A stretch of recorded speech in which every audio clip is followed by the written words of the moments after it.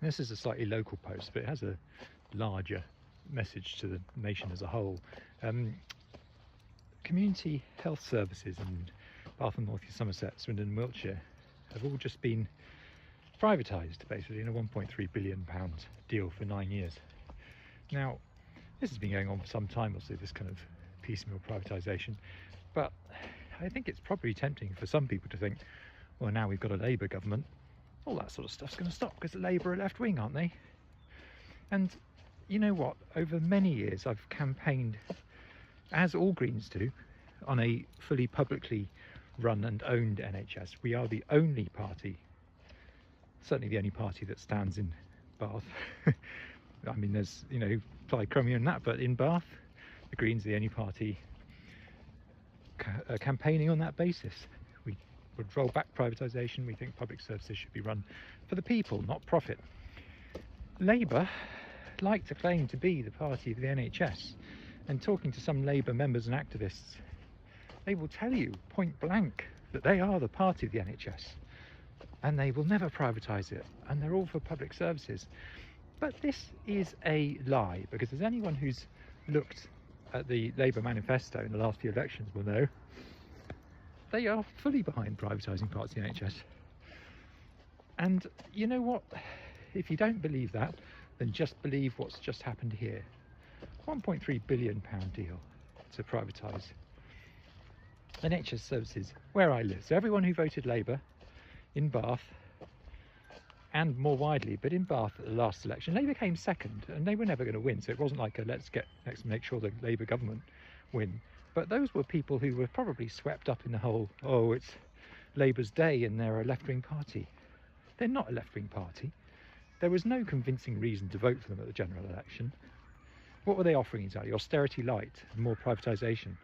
And I would say that in hustings and public meetings, and it's as if people don't believe you. It's as if they have this memory of Labour from the 70s or whenever, when they were a left-wing party.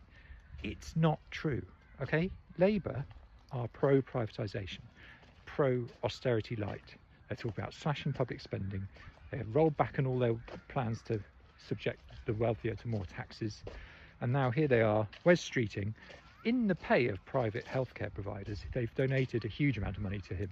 Do you think they would do that if there's no return? No. This is the start.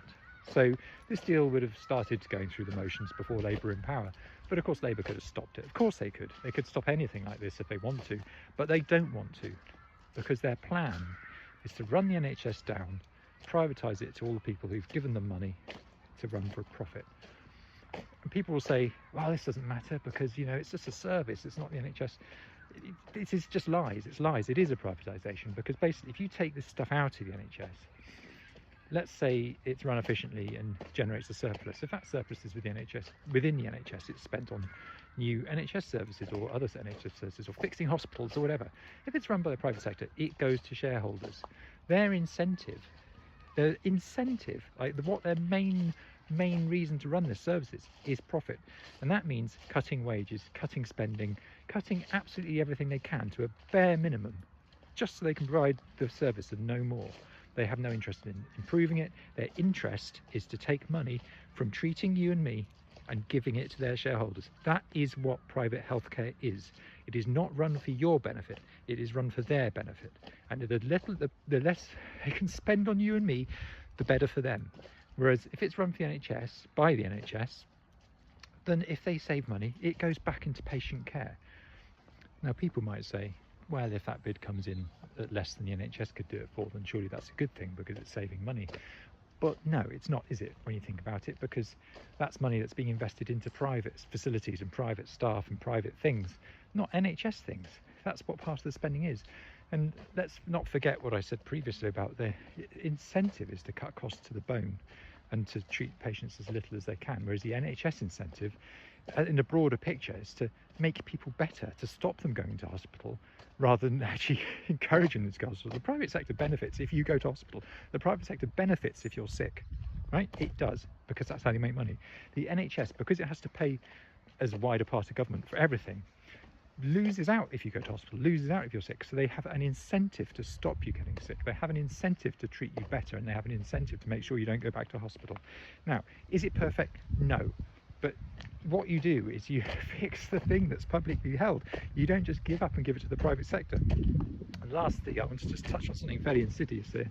This is a 9-year contract. So you might say, well, after the 9 years is up, maybe the NHS will be able to bid for it and get that work back in-house. After 9 years, they probably have lost all the ability they have to do that work because it's not been done by them for 9 years. This is what the intention is. It's to make the NHS incapable of doing it in-house. We've seen this to a certain extent with everything that's privatised in the public sector. So, for example, schools, the academy system. You know, schools are now run by unaccountable academies that pay their executives huge amounts of money rather than by local councils. So you could say, well, let's all just bring it back in-house, you know, let the councils do it again. The councils have lost all the staff. They've lost even the office space to house that staff. Even if the councils wanted to bring it in-house, it would be a massive pain. And that was the intention. When the government made academies mandatory rather than kind of a thing you can do, that was the intention, to make sure it can't be run, whatever the future governments say. Let's say joy of joys, the Green government gets in and says, right, we're going to get schools back into being run by democratically controlled and elected people. It would be massively expensive, and we'd do it massively expensive and massively inconvenient because all that skill and all that resource has been lost.